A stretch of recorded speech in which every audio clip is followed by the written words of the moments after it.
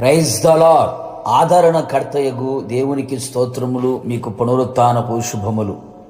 ఈ దినపు యేసయ్య జీవపు మాట. యెషయా గ్రంథము 66వ అధ్యాయము 13వ వాక్యం.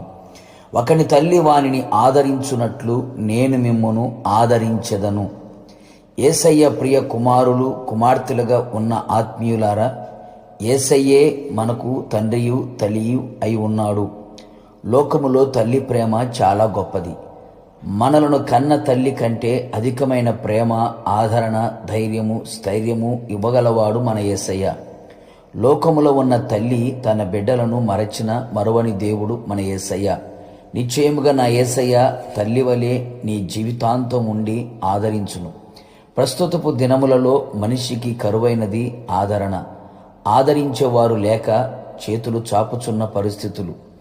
అంతరంగము క్షోభిల్లుచుండగా, ఇబ్బందులు కలిగి ఉండగా, గుండె లోపల కొట్టుకొనుచుండగా, వీధులలో ఖడ్గము జననష్టము చేయుచుండగా, ఇండ్లలో నానా మరణకరమైన వ్యాధులుండగా, నిట్టూర్పు విడుచుట విని ఆదరించేవాడు ఒకడును లేకపోయిన పరిస్థితి. బాధించబడువారు ఆదరించు దిక్కు లేక కన్నీళ్లు విడుచుచున్నారు. బాధ పెట్టువారు బలవంతులు గనక ఆదరించేవాడు ఒకడును లేకపోయెను. ఎటు చూచినా శ్రమలు, బాధలు, రోగాలు, మరణకరమైన పరిస్థితులు చుట్టుముట్టి ఉండగా, ఆదరణ కరువైన పరిస్థితులు, అంతరంగముల విచారములు ఎచ్చుగా ఉండగా, మరణశయ్య మీద పరుండి ఉండగా ఆదరణ లేక ఉన్నావా?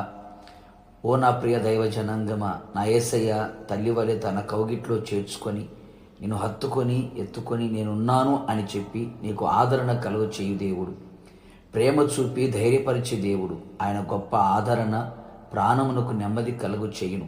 ఆయన వాక్యము, వాగ్దానములు నీ భయమును గాఢంధకరపు లోయ పరిస్థితుల్లో కూడా నిన్ను ఆదరించును. నిన్ను ఆదరించి ప్రేమగా ప్రీతిగా మాట్లాడును. ఆయన కృప నిన్ను ఆదరించును. తండ్రి లేని వారిని, విధవరాండ్రను ఆదరించేవాడు. ఎల్లప్పుడూ మనలో ఉండి ఆదరించుటకు ఆదరణకర్తగా ఉన్నాడు. ఎలాంటి పరిస్థితులలో ఉన్నా నా యేసయ్య తల్లివలే ఉండి నిత్య ఆదరణ నీ ఆత్మ ప్రాణ శరీరములో కలిగించునుగాక. అంతేగాక ప్రియులారా, జన్మనిచ్చిన తల్లిని ప్రేమించి బోధన త్రోసిపుచ్చక సన్మానించదము.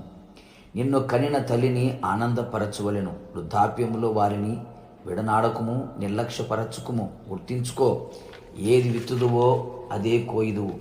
నీ తల్లి నీ కొరకు చేసిన త్యాగము మరొక ప్రేమించుదుము.